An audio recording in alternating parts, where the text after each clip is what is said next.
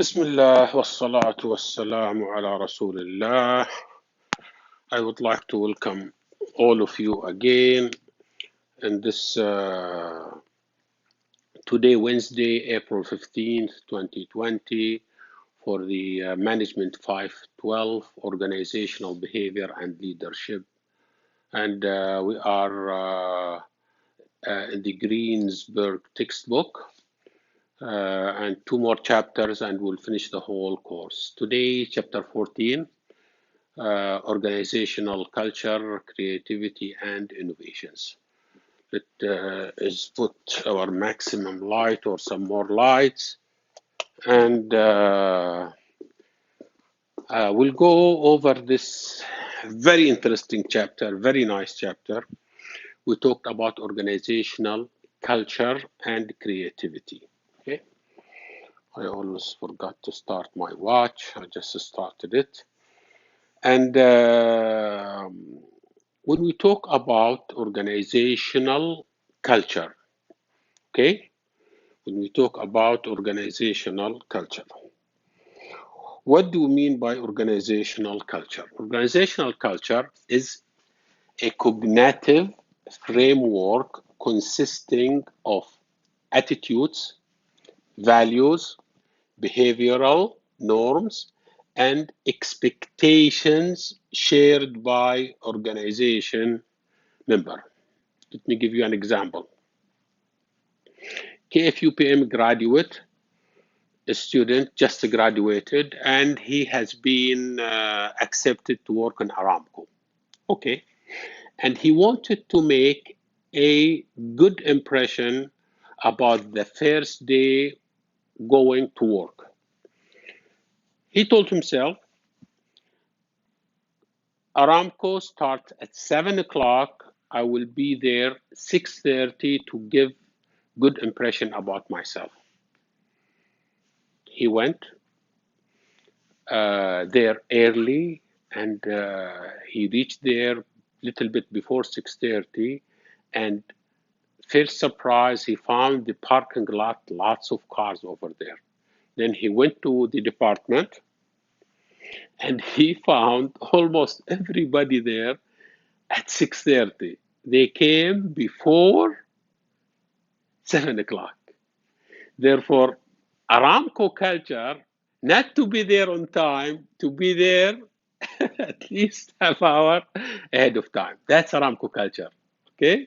So he wanted to make certain impression, and he find out that this is organizational members share expectation. This is what we mean by organizational culture, shared values, expectation, attitudes, behavior, norms by organization. Now, when you go from one culture to other culture, you can feel the difference. Aramco is very, very industrial, professional culture. Culture was there. Different than cultures if you work with the government. Different than cultures if you work with private business. So it is very interesting. And in this chapter, we're going to go through all these types of cultures, okay? Now,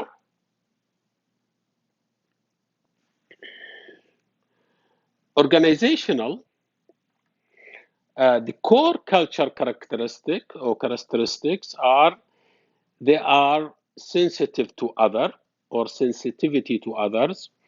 Years ago, as an example, UPS culture was rigid and inflexible or inflexible. Now, culture has been changed because of the time change. Does this give us a question? Does culture change over time? Yes, if there are certain ways, certain groups, yes, the culture could be changed, okay? Interest in new ideas. Example, Walt Disney employees or cast members have lengthy orientation to ensure how to present its characteristics, like Mickey Mouse or Donald Duck.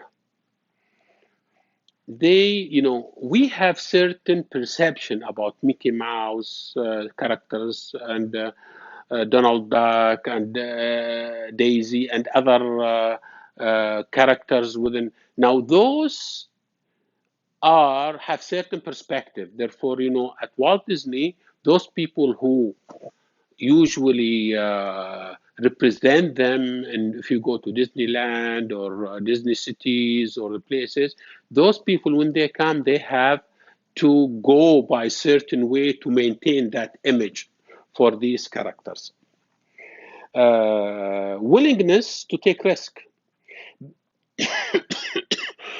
In the United States, Bank of America, and also most of banks in general are very conservative when it comes to investment. Usually, it's a culture in banks. Number 4, value placed on people. Some companies consider employees as valuable as they contribute to production. Unfortunately, they value people as much as they value the machine. They don't value them as a productive humans with them. This is called, if this situation occurs, this is called toxic culture. And toxic culture, organizational culture, in which people feel that they are not valued.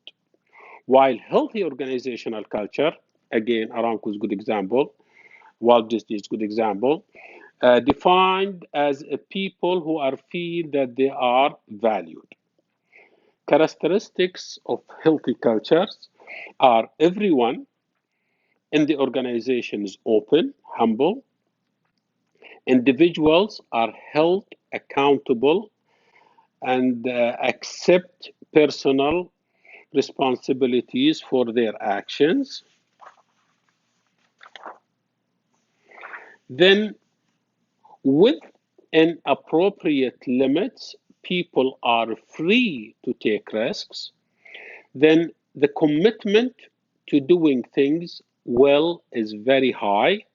Mistakes are tolerated because they are considered to be a learning opportunities. See, this is what type of culture this is, okay? Integrating is integrity is unquestionable, okay? They value their employees. Collaboration and integration between units is ongoing. And courage and persistence are also encouraged. Now, also openness for available communication options, always open, and a friendliness environment. This is organization culture. Provides a sense of identity for members, enhance commitment to the organization, and clarify and reinforce standards of behaviors. Strength of organizational culture. Culture could be strong, like Aramco, or weak, like some of the private business. Strong cultures, organizations where, what we mean by strong culture, this is where organization where there is a widespread agreement with respect to the core elements of culture, making it possible for culture to extend or to exert major influence on the way people they behave. On the other hand, the weak culture organization in which there is a limited agreement with respect to the core elements of culture, giving culture little influence in the way people behave. يعني everybody is just working his own and there are no rules or values that bound everybody. Cultures within the organization. Is it one or many? Yes. You will find that within an organization there are some dominating culture. Some people, if you go to the private business, especially in Saudi Arabia, you have so many people workforce who comes from India, from Philippines, from America, from Europe, or from Arab countries like Jordan, like Egypt. And these are, when they come and work within the organization, they make their own culture. Sri Lanka, okay. And if you go to, for instance, universities, you will find that you will find dominant a group or people from certain country, okay? And it's also Aramco, the same thing. They have American, they have British, they have European, they have, Filipinos, and they have Indians, and they have, it's very interesting, okay, to watch how these are interact and work together. Therefore, now within Saudi Arabia also, there are cultures, subcultures, cultures, subcultures are different within Saudi Arabia. If you go to the eastern province, very much similar to the Gulf area. If you go to the western regions, Hijaz area, very much similar to Syria, Lebanon, Egypt. If you go to the south, very much similar to Yemen. If you go to the in the middle, it's very much, has been conservative and has been, it has its own element. If you go to the north, very much similar to Jordan, and it's very interesting to watch these, subcultures. Okay, subcultures defined as cultures existing within parts of organization rather than entirely through them. Sometimes you find within a private business, company small, you'll find one dominating culture from the same nationalities, same background. Sometimes if it is bigger company, you have you have subcultures within that they formulate their own small groups. Okay. Dominate culture defined as a distinctive over overreaching or personality of an organization, dominating one dominating culture, Filipinos or European or American or Indian or Pakistanis. Okay. Now the role of culture in an organization. What does the role of the culture within the organization? Culture provides a sense of identity. Culture generate commitment to an organization's mission, and culture clarifies and reinforces standards of behaviors. Forms of organizational culture. Okay, we have,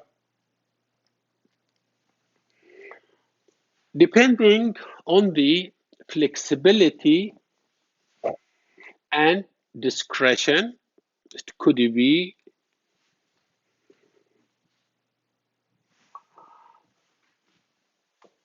be interest in making changes, flexible, or stability and control, interest in keeping things the same. Therefore, our y-axis, flexibility and discretion, or stability and control. In the x-axis, we have external focus, attention paid primarily to what going outside the organization, or internally focus, which is attention paid primarily to what's going inside the organization. Therefore, these are the two axes, okay? Flexibility and discretion, stability and control, externally focused or internally focused. And accordingly, we have four type of cultures, okay? First culture, which is, it is internally focused and flexible, we call it clan culture. Second type, internally focused, but it is stable. They call it hierarchy culture. Now, if it is a flexible But externally focused, we call it adhocracy culture. And if it is stable and external, we call it market culture. What do you mean by all of these? And we'll go over them because these are very important. Okay. Competing values framework. Okay. Organization culture that specifies that cultures of the organization differ with respect to two sets of opposite values, which is valuing flexibility and valuing internal affairs as opposite to what going to the external environment. We have the hierarchy culture defined as in the competing value framework of a form of organization culture in which organization have an internal focus, emphasize stability and control. Market value form of organizational culture in which organizations are concerned with stability, control, and are external in the orientation. Good example is General Electric and Jack Welch when he came. It's a good example of market value. Okay, a clan culture, as we discuss it. Okay, clan culture is organization characterized by strong internal focus along with high flexibility and discretion. Good example, Nokia phones. Okay, it was a good example for clan culture. And usually family business in general considered to be clan cultures. Why? Because it's flexible and internally focused. Okay. And by the way, for Nokia, that was the reason because it was internally. That was the reason that it was not, it didn't do or didn't succeed in its market. Hierarchy culture, organization culture in which organization have have an internal focus, emphasis, stability, and control. Internally focus and stability control. Your book brought the example of NASA, space agency in the United States. Is external, flexible, and internal and stable. Okay, and the adhocracy culture is organization that emphasize flexibility while also paying attention to external environment. And the good example for that is the software development films making, like Harry Potter's, like Avatars, and other films like that. This is called adhocracy culture. What do we mean by adhocracy? Is form of organization that cuts across normal bureaucratic lines to capture opportunities, solve a problem, and get results. Therefore, this type, we need a kind of different culture that they don't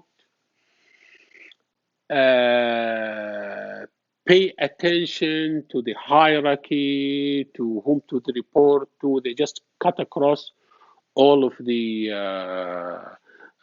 organization culture to get the results. Very interesting. Okay.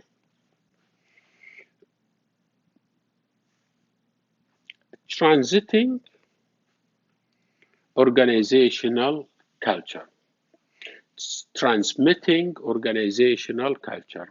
How do we know that this culture is of this shape or form, or we feel it when we talk about Aramco culture, when we talk about Exxon culture, when we talk about Walt Disney culture, when we talk about any private business, or there are certain things that transmit, or you can tell this organized culture is the symbols, slogans, stories, jargon, ceremonies, statement of principles. Let's go through them in more details, okay? How organizational culture is created, okay? Organizational culture, when an employee share basic attitudes and values and expectation. And there are two factors that affect those. Now, how these cultures are created, okay? And first one, or first factor, is company founder. Company founder has a lot to do with creating that culture. Good example, Steve Jobs. If you see his movie or if you read his book, you will find that this guy has been always looking for what? Perfection in phones or in iPads, and he always looked for perfection. Therefore, he tried to create that type of culture. He wanted to have simple machine that's perfect. Okay, so this is the first, company founder. Second, experience with external environment, and this is critical. Events occurs in organization based in their experience with external environment. And I'll give you an example of Sony when they have the Betamax versus JVC when they have VHS tapes. The organizational part of this experience with external environment is what we call organizational memory. Information from organization history stored through the recollection of events and shared inter and share interpretation by key individuals within the organization who pass it along to others. In other words, if something happened drastically for the organization that make them lose part of the market or make them gain part of the market, this memory doesn't go, especially the negative ones. Okay, they have it, they put it, and they pass it. Okay, now a good example is the case of Sony versus JVC. Sony introduced the Betamax format videotapes in 1975. A year later, JVC introduced VHS format.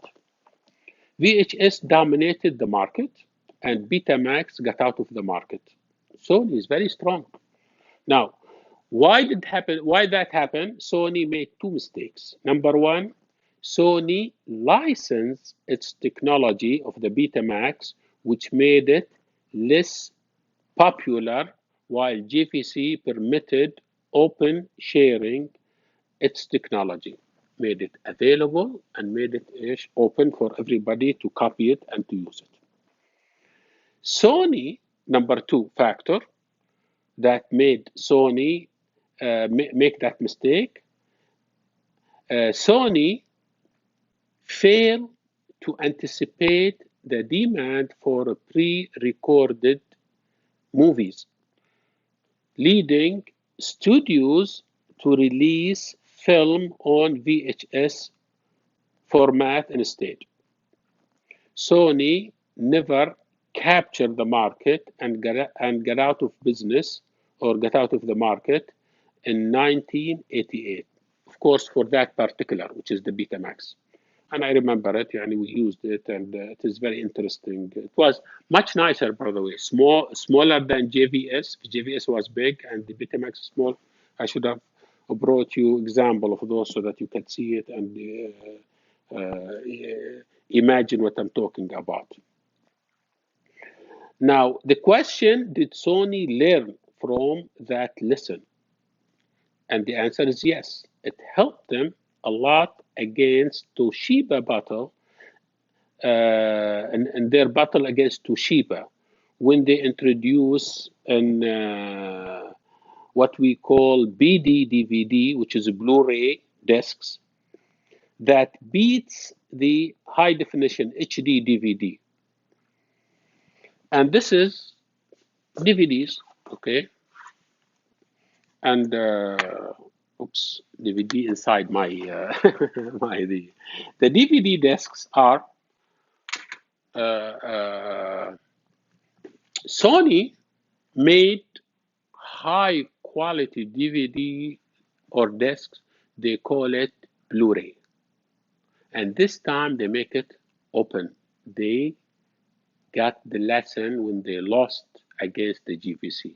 And Toshiba, they put high definition DVD. But Sony, because of their, again, experience, because of the organizational memory, they won that battle because it was collection of data and memory that they make use of it. But that's the learning from the mistakes, okay? طيب. The case of Sony versus Toshiba in 2006 to 2008, another battle for Sony over format dominance, having lost the video tape battle. Sony, because more aggressive in marketing strategic decisions, and it signed up more movies studio, including its own Sony Picture Studios, to the Blu-ray discs, BD DVD format than Toshiba did for its high definition DVD, HD DVD format, and it also promoted sales by making it its PS3 game unit. They introduce or they make this compatible, the Blu-ray disc, to the machine of their Sony games. Okay, P3G game unit compatible with the Blu-ray. This time Sony won Toshiba. This time Sony won and Toshiba got out in 2 years. This is very interesting to introduce this organizational memory. For two things, as we said, domain two things that اللي هم creating and transmitting changing organizational culture, company founders, and number two, experience with external environment. Now, we'll go back to the tools that as we discussed them. What does this mean? This means victory. What does this mean? Good. What does this mean? Bad. Okay. These are symbols. Okay. Symbols. Okay. Tools for transmitting culture. Symbols. Objects that says more than meets the eye.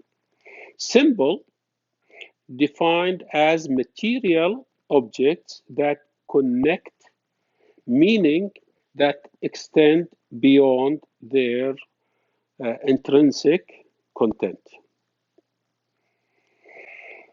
Symbol not only like that and this buildings, organization put company, buildings, and like, you know, Khalifa Tower in Dubai, or Burj Al Arab, or Empire State. These are symbols. It shows that the glory of those organizations and companies. But these are also part of what? Organizational, the symbols. Okay. Slogans. Phrases that capture organizational culture. Example, Gillette, they have a slogan of the best man can get.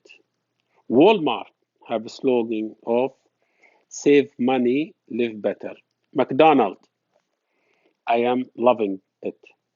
Apple, there is their slogan, there is an app for just about anything.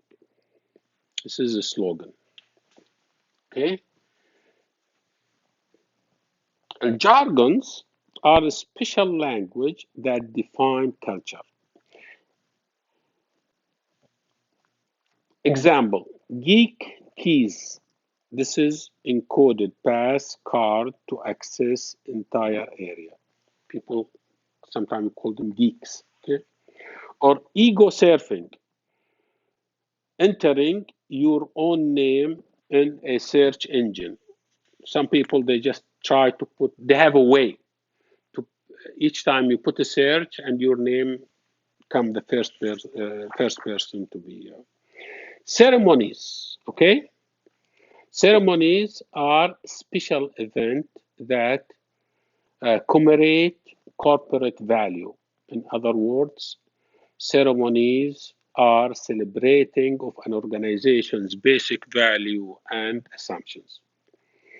Statement of principles. Statement of principle defining culture in writing. Statement of principles is explicitly written statements describing the beliefs that guide an organization, helping to reinforce its culture. Example, M&M and Mars Candy Company, they developed 5 principles of Mars chocolate manufacturing candy or company. First, the quality. Number 2, efficiency. Number 3, freedom and responsibility and mutualities. At the quality, they say that, their principle in the quality that everyone is responsible for maintaining quality. And they write it so that everybody knows that this is our principles, okay? Efficiency, most of the company factories operate continuously, they don't stop. Freedom, employees are given opportunities to share their future, and so on and so forth.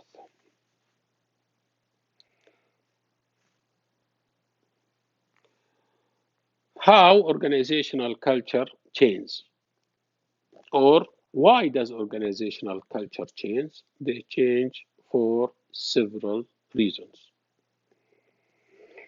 2, composition of workforce. As we said, big companies, even small companies, they have different workforce, come from different countries. Okay, the culture could change, and these people come from different countries. They might influence and change the culture. Merger and acquisition, strategic culture change, or responding to the internet. Now, composition of the workforce, merger and acquisition. Definition of when merger and acquisition takes place, especially if company merge, say American company took over some European company, or there has been mergers between Japanese company with American company, or British company with the Chinese company. These are different culture, different background. When these mergers takes place, we have people from this culture, people of this culture. Sometimes you have what? Culture clash. Okay?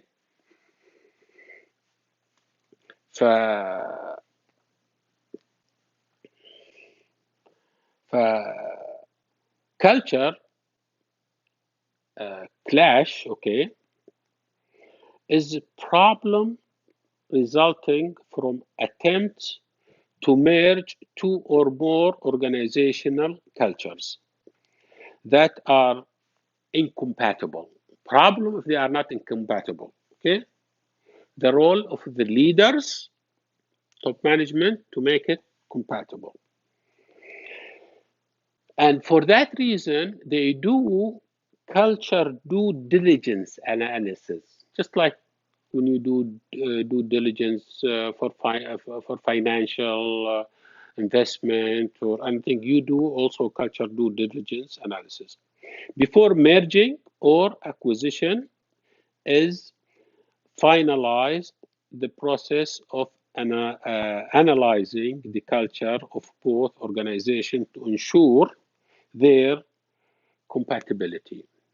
Some of the mergers and acquisition fails or doesn't take place because of the incompatibility between the two cultures. Strategic culture change, sometimes company do it deliberately to adjust the evolving conditions. For example, in the United States, the Home Depot, when it started in 1978, it was limited, small. The owner he would like to have a small store that have good quality, but locally. But because it became big and it became all over the United States, there has been big change between 78 to 2000. And what they did, they have changed. Okay, they make strategic culture change. Responding to internet. Internet is a major influence on organization cultures.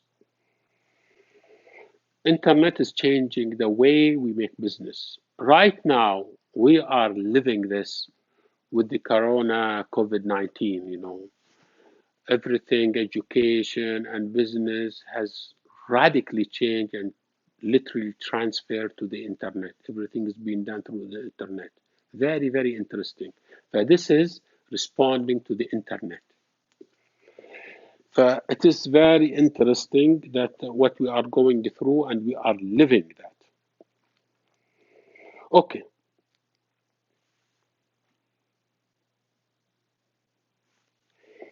Creativity components. Creativity components is just like a puzzle. Just like this puzzle. Skills in the task domain, along with the skills in creative thinking and intrinsic task motivation. That's what makes creativity. And component of individual and team creativity, number one is dominance relevant skills. Dominance relevant skill is just like an orchestra.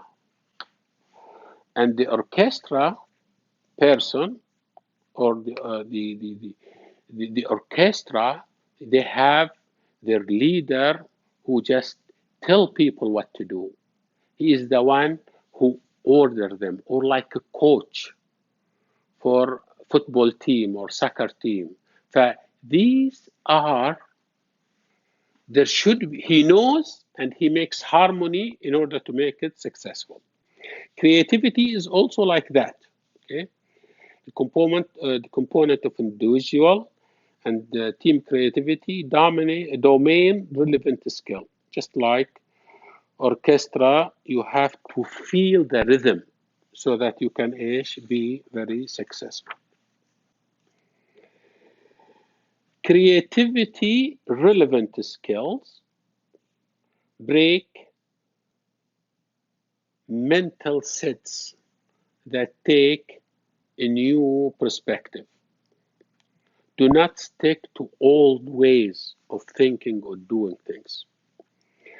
And as a result, we have what we call divergent thinking, the process of reforming familiar problem in unique ways, unexpected combination. In other words, looking at things from different angle, looking at things in a unique way. I have discussed that yesterday with my classes with my student that we were meeting online and virtually. Like this table. What is this table? This is a podium. You look at it as a podium, but actually it is what? I made it off because I don't have a podium. It is a table and it is moving table. I just put cloth and I made it a podium. The way we take a look at it should not be, okay, you put two tables together and you make a podium, thank you very much, and that's it. I look at this table. What is it made of? Top table. Top table made of wood. I should think, where did this wood come from? Come from the forest, from the trees. They cut it and they make. See? And then the second table is metal. How's the metals been done? They put mold and they cut it and they put legs for it and they put this rubber that comes, or the plastic wheels. How do they manufacture it? How do they make it? So you look beyond regular, naive look at things. Just a table. Table used for studying. In restaurants, they use it for just eating, and that's it. This is very naive. We should look at what's beyond. Where does it? We should look at it as a process. Where did it originally come from? Okay. The other thing, can I have more use of it? Can I have more use of it? I put two tables together to make what? Podium for this my little studio. Okay? Creativity, creative thinking. Okay? Rather than just bringing the, I just made up, this is the idea of creativity. Okay? And this is what we mean by divergent thinking. Okay? The process of reframing familiar problem in unique ways or unexpected combination. I think I'm going to stop here because my clock tells me it's 41 minutes, and I'm going to meet with you after the break.